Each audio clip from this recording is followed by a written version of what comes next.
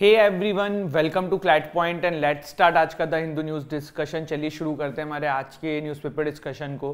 कल का हमारा सेशन नहीं हुआ था, इसीलिए मैं कहता हूँ टेलीग्राम ग्रुप को ज्वाइन कर लो। वहाँ पे मैंने सुबह ही अपडेट दे दिया था कि आई वॉज नॉट वेल, इसलिए आज क्लास नहीं लेंगे। तो डोंट वरी अबाउट दैट, कुछ भी ऐसा कुछ जो खास था वो आज हम डिस्कस कर लेंगे। तो आप ये मत सोचिएगा कि कोई सेशन मिस हो जाता है तो उस दिन का जो इंपॉर्टेंट करंट अफेयर्स है वो मिस हो जाएगा। देखो, छोटी मोटी न्यूज़ जो है वो मिस हो जाए, जो एग्जाम में नहीं आएगी वो सही बात है, लेकिन जो इंपॉर्टेंट न्यूज़ रहती है ना वो इन दी एंड आप देखते हो कि मैं जब दूसरे न्यूज़पेपर के आर्टिकल्स कवर करता हूँ, जैसे आज एक हिंदुस्तान टाइम्स का करूँगा तो वो कल हिंदू में आया था। तो इंपॉर्टेंट टॉपिक्स आपके वीक के कहीं बचते नहीं है, तो उसके लिए परेशान नहीं होना है, ठीक है। चलिए देखो आगे बढ़ेंगे ना, उससे पहले आप में से मैंने लास्ट टाइम पे क्विज का क्वेश्चन पूछा था कि व्हाट आर कंपाउंडेबल ऑफेंसेस। तो बहुत सारे लोगों ने उसमें कुछ कुछ जवाब दिया था। देखो, सबका जवाब में थोड़ा बहुत सही था पर काफ़ी सारों का जवाब गलत भी था। कंपाउंडेबल ऑफेंस ना, नाम से ही आप समझ सकते हो, जो कंपाउंड हो सके। कंपाउंड मतलब जो कंपाउंड का मीनिंग क्या है, ऐसे समझो। देखो, कभी भी कोई भी चीज़ को ना सॉल्व करने से पहले थोड़ा उसका पहले बिल्कुल लेमन लैंग्वेज में समझने की कोशिश किया करो कि एक आम नागरिक से क्या मीनिंग निकलता है। अगर आम नागरिक की तरह आप इसको सोचो तो क्या मीनिंग निकलता है। तो compoundable offence that can be compounded. तो कंपाउंडेबल ऑफेंस वो होते हैं जिनको आउट ऑफ कोर्ट सेटलमेंट किया जा सकता है। आउट ऑफ कोर्ट सेटलमेंट मतलब कि आप उन केसेस के अंदर जो है चीज़ों को सॉर्ट आउट कर सकते हो बातचीत से, और फिर कोर्ट केस खत्म किया जा सकता है। जैसे कि देखो, डाइवोर्स का केस है, ठीक है। पति और पत्नी नाराज थे, उन्होंने डाइवोर्स की केस फाइल करी हुई थी। 6 महीने का जो कूलिंग ऑफ पीरियड मिला था उसमें उनके बीच में वापस से दोस्ती यारी हो गई, और अब जो भी डाइवोर्स के लिए जैसे 498A और ये सारे सेक्शन जो लगा रखे थे महिला ने पुरुष के ऊपर, तो वो उन्होंने खत्म कर दिए। तो दीज आर द ऑफेंसेस जो कंपाउंडेबल ऑफेंसेस होते हैं, जो कंपाउंड किए जा सकते हैं, पिटी ऑफेंसेस बोलते हैं। तो ये थोड़ा समझना, ठीक है। चलिए, इसके अलावा क्लैट 2024 के लिए हमारा एवेंजर बैच शुरू हो चुका है। 4 मंथ का कॉम्प्रेहेंसिव कोर्स बैच नंबर 14 है। 17,999 रुपीज का ये कोर्स है। 7 books, live classes, personal mentorship, mock test, सब कुछ आपको यहाँ मिलने वाला है। अगर आप क्लैट 2025 की तैयारी कर रहे हैं then you can go for our Vijeta batch. 2 years का फीस जो है वो 32,999 ओनली है। तो आप चाहें तो इसमें अपने आप को इनरोल कर सकते हैं। इसके अलावा क्लैट पॉइंट के मॉक्स आप चाहें तो ले सकते हैं, जैसे कि क्लैट यूजी 2023-24 के लिए हमारा 3K का मॉक है। 3,000 रुपीज़ में आपको 50 के आसपास 35 प्लस सेक्शनल टेस्ट सारी चीज़ें मिलेंगे। 15 से 20 मॉक्स की पीडीएफ अवेलेबल होंगी, बाकी मॉक्स आपको ऑनलाइन देने पड़ेंगे। एनएलसेट के लिए हमारा जो मॉक है वो 4,999 का है, जिसमें आपको एनएलसेट के फुल लेंथ 35 प्लस मॉक्स मिलने वाले हैं। इसके अलावा एनएलसेट 2024 की जो बच्चे तैयारी कर रहे हैं they can go for our Prarambh batch. यहाँ पे भी आपके घर पे बुक्स आने वाली हैं, मॉक टेस्ट है, पर्सनल मेंटरशिप है, सारी चीज़ें जो आपको चाहिए, लाइव क्लासेस हैं, आंसर राइटिंग फीडबैक है, everything you needed to ace this exam, सब कुछ आपको मिलने वाला है, ठीक है। चलिए, अब आज का देखो पहले क्विज का क्वेश्चन है, और इस क्वेश्चन का आंसर ना अगर आपको नहीं पता है कोई बात नहीं, आज के सेशन में ही आपको इसका आंसर भी मिल जाएगा। तब वीडियो खत्म होने के बाद कमेंट में कमेंट करके जाना इसका आंसर, ठीक है। In which of the following places is the Shompen tribe found? Shompen tribe found Nilgiri hills, Nicobar island, Spiti valley या लक्षद्वीप आइलैंड, ठीक है। तो ये आपको इसी सेशन में मिल जाएगा। अब देखो, एक बड़ी अचंभित करने वाली न्यूज़ अभी सामने आ रही है। आपने चोरी में क्या क्या सुना होगा कि कार चोरी हो गई, बाइक चोरी हो गई, कुछ दिन पहले बिहार में सुना हमने कि एक ब्रिज चोरी हो गया। अभी एक बहुत ही ताज्जुब करने वाली न्यूज़ सामने आ रही है कि अरावली रेंज के अंदर ना 31 पहाड़ियाँ चोरी हो गई, 31 पहाड़ियाँ ही चोरी हो गई। आप कहोगे अरे सर ये कैसे? देखो, जितना भी आप कंस्ट्रक्शन का काम देखते हो ना, उसमें ये जो कंकड़ रेत ये सब दिखते हैं वो इन्हीं सब जगहों से लिए जाते हैं। लेकिन इलीगल माइनिंग के थ्रू यहाँ पे आप देखो कि लोगों ने 31 पहाड़ियों को ही गायब कर दिया, और वो पूरे देश के अलग अलग कोनों में जहाँ जहाँ कंस्ट्रक्शन में काम होता होगा चला गया। This is a very prime example कि हाउ करप्शन इज मतलब एवरीवेयर। अब ये आपको क्या लगता है कि जो लोकल गवर्नमेंट अथॉरिटीज होंगे उनकी मंजूरी से नहीं हुआ होगा? कहीं ना कहीं तो से होगा ना उनका भी। तो इस तरीके की चीज़ें जब देखने को मिलती है तो बड़ा अचंभित कर देती है। इसके बाद देखिए, पहला जो न्यूज़ है आज का, government imposes curbs on import of laptops tablets. क्या है ये न्यूज़? ये न्यूज़ ये है कि भैया जो इंपोर्ट करेंगे लैपटॉप्स एंड टैबलेट्स उन पे वो देना पड़ेगा, इंपोर्ट ड्यूटी बढ़ जाएगी। आपके एग्जाम के लिए कुछ भी इसमें है नहीं, एक न्यूज़ है, सुन लो, आगे बढ़ो, don't waste your time.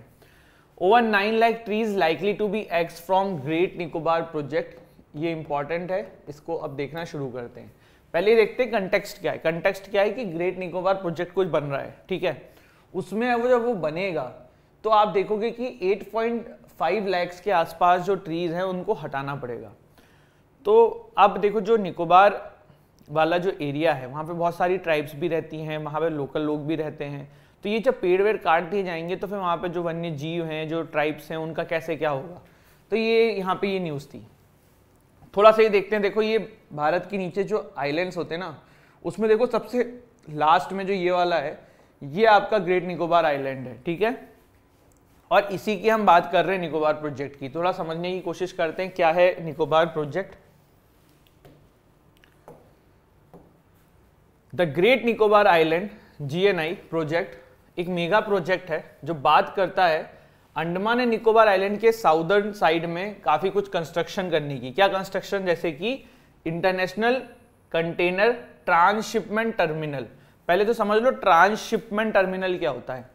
Transshipment का मतलब ये होता है कि जैसे एक जहाज से सामान आया, वो सामान उतार के दूसरे जहाज में शिफ्ट किया जा सके और फिर चला गया, तो ट्रांसशिपमेंट यहाँ पे मतलब इंटरचेंज किया जा सकता है।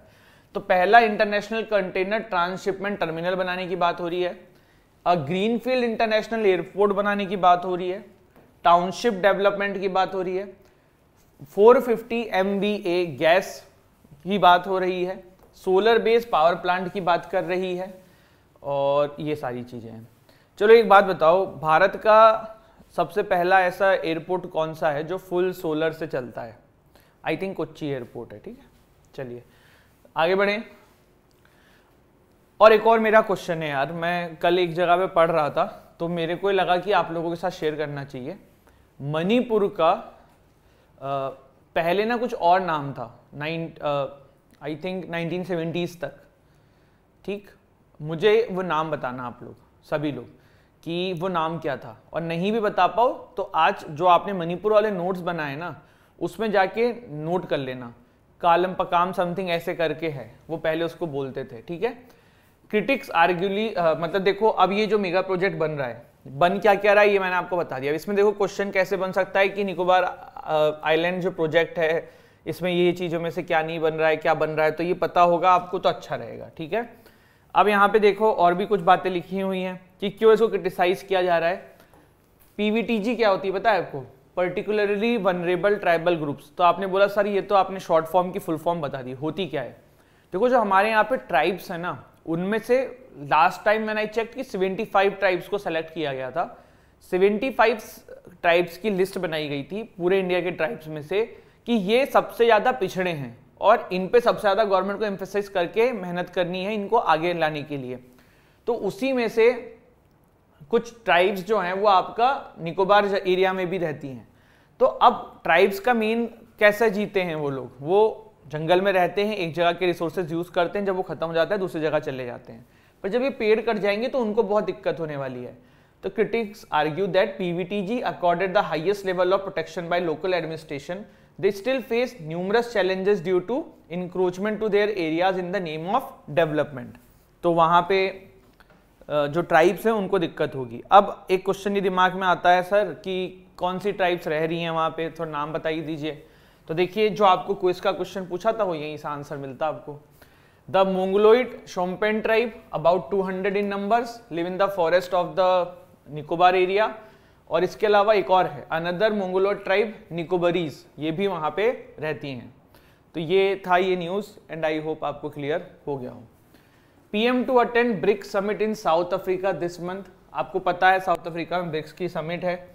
हमें पूरी कहानी पता है कि पहले बात चल रही थी कि रशिया से पुतिन आएंगे कि नहीं आएंगे, फिर बाद में पुतिन ने सारी चीज़ों को सॉर्ट आउट करने के लिए, क्योंकि देखो अगर पुतिन आते तो ICC का वारंट था, अरेस्ट होना पड़ता उनको, पर कोई करता नहीं या करता पता नहीं, वो सिचुएशन ही टाल दी उन्होंने कि मैं वर्चुअली इसको अटेंड करूँगा, ठीक है।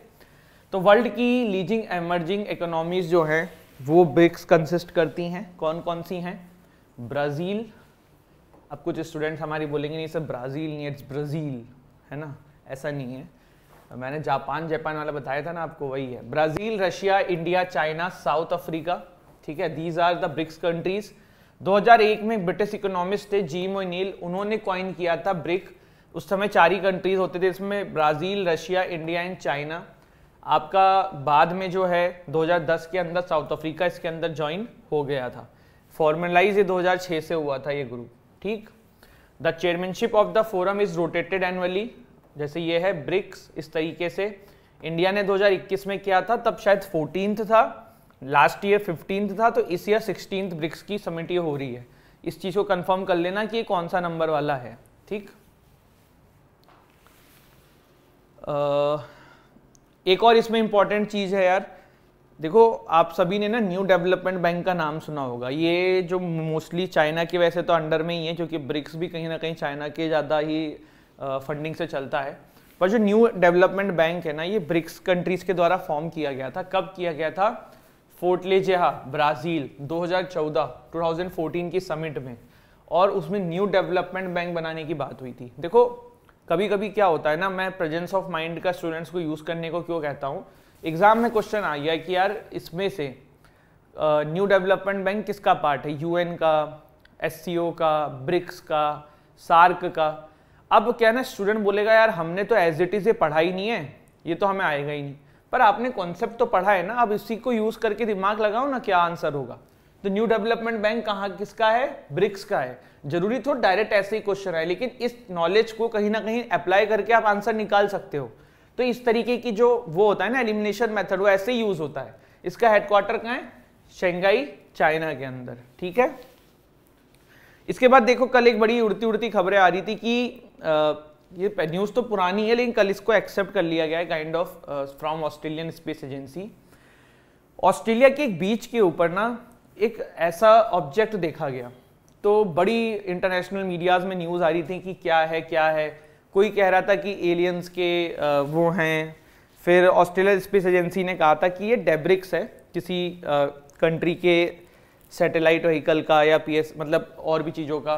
तो बाद में अभी फाइनली जो है ना, ऑस्ट्रेलिया की तरफ से कल ये कहा गया है कि प्रोबेबली जो है ये इंडिया का जो PSLV है ना उसका पार्ट है। मतलब अभी देखो चंद्रयान 3 में जो हमने PSLV यूज़ किया है ना, तो ये उसका पार्ट है। और देखो इसके होने की प्रोबेबिलिटी क्यों है कि जब श्रीहरिकोटा से हम लोग कोई भी सैटेलाइट लॉन्च करते हैं, तो जो पाथ हमारी श्रीहरिकोटा से यूज़ होती है ना, मोस्टली वो ऑस्ट्रेलिया के ऊपर से ही जाती हैं। तो इसीलिए प्रोबेबली ये भी है कि हाँ हो सकता है। इसके बाद देखो एक अभी न्यूज़ है, ये हिंदुस्तान टाइम्स की, पुतिन शहीद drone fury hit sky after attack on Moscow, explosion rocks Ukrainian capital. तो इसमें न्यूज़ क्या देखने वाले हम? शहीद ड्रोन के बारे में देखने वाले हैं। आई थिंक 2-2.5-3 महीने पहले भी हमने किया हुआ है, पर काइंड ऑफ रिवाइज भी कर लेते हैं, पढ़ भी लेते हैं। शहीद ड्रोन का प्रॉपर नाम क्या है? हेसा शहीद 136। इसको बनाता कौन है? इसको आपकी शहीद एविएशन इंडस्ट्री है ईरान की, वो बनाती है। एक ईरानियन ये ड्रोन है शहीद 136, कुछ इस तरीके का ये आपको दिखेगा, ठीक।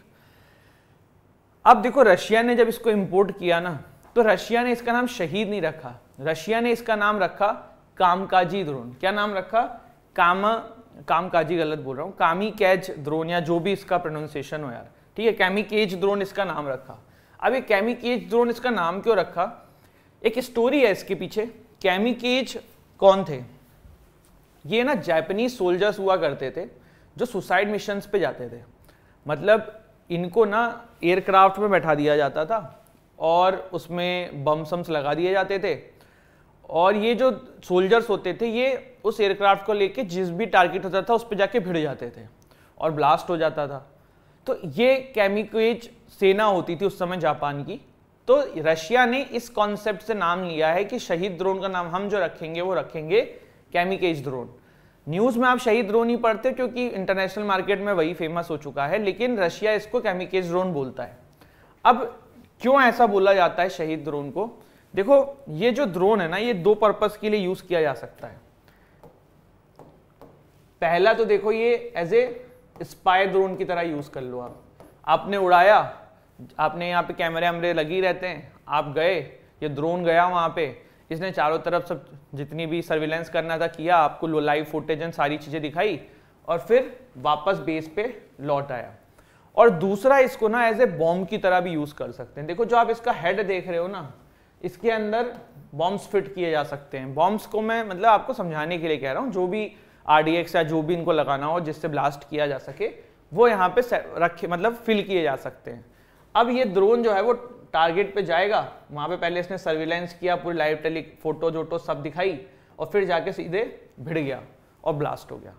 अब ड्रोन में क्या होता है, कोई बैठा भी नहीं होता है। जो कैमिकेज पायलट्स होते थे या फिर जो कैमिकेज सोल्जर्स होते थे वो तो खुद उसको ऑपरेट करते थे एयरक्राफ्ट को, बट यहाँ पे तो ये ऑटोमेटिकली चल रहा है और जाके ब्लास्ट कर जाएगा। तो ये क्या है आपका कैमिकेज ड्रोन, किसको हम और किस नाम से जानते हैं, शहीद ड्रोन। थोड़ा सा और इसके बारे में जान लेते हैं। मैक्सिमम स्पीड जो है ये अटेन कर सकता है 185 किलोमीटर पर आवर की। वेट इसका 200 kg के आसपास का होता है और 36 kg का एक्सप्लोजिव जो है ना, ये इसका वॉरहेड जो है वो फिल कर सकता है। मैंने आपको बताया ना कि पहले तो सर्विलेंस भी कर सकता है, कैमरा वैमरा लगा हुआ है, आपने इसको वापस बुला लिया बेस पे, उसके बाद अगर आपका मन करता है कि नहीं भाई भेड़ दो, तो फिर ये जाके टकरा जाएगा और ब्लास्ट करा देगा। इसका नाम क्या है, कैमिकेज या फिर शाहिद 136। ठीक है, कुछ इस तरीके के लॉन्च रैक पे इसको लॉन्च किया जाता है।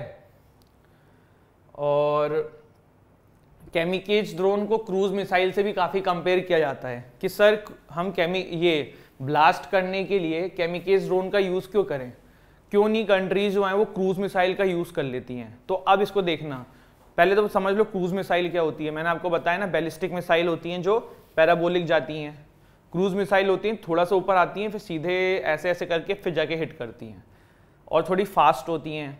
जो बैलिस्टिक मिसाइल होती है वो थोड़ा बहुत ऊपर से आती है, उसमें ग्रेविटेशनल फोर्स यूज़ होता है, इसमें नहीं होता है। एक जो है वो रॉकेट इंजन यूज़ करती है, दूसरा जेट इंजन यूज़ करता है।